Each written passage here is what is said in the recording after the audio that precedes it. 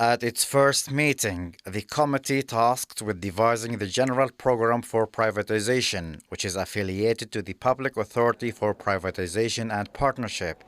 discussed the objectives and economic benefits to be achieved and the policies and strategies proposed to be followed for the implementation of the privatization projects. The committee also reviewed identifying the percentages and mechanism to implement the privatization, whether through public or private subscription, selling to a strategic partner, management contracts, or any other method. Today's meeting is a translation of the law in which basically we need to have a national roadmap of the National Privatization Plan, which has to be endorsed by the Cabinet. And the first step is to develop this document, get it approved by our board and then the Cabinet. So it will take a number of months to complete it. But the intention is to collate the stock count of publicly owned companies and propose the privatization plan for the next 5 years of these companies, and whether it be percentage-wise and the mechanism of privatization, public-private placements, etc.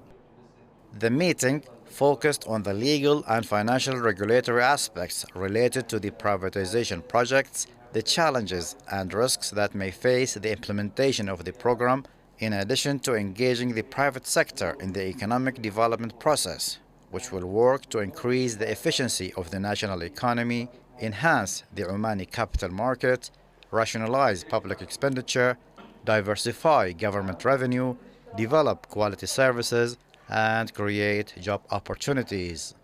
I need to maybe emphasize that the main focus of the entities working with us and responsible for this, the Oman Investment Authority, Ministry of Finance, ourselves, is to ensure that the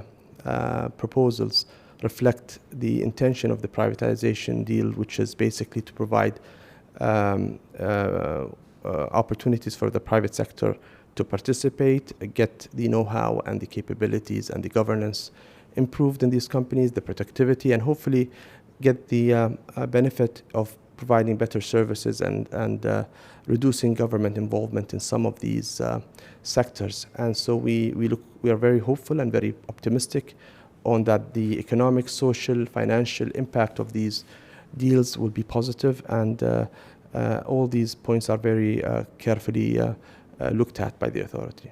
During the past years, the Sultanate has allocated a number of projects in various sectors, such as industry, communications, electricity, and tourism,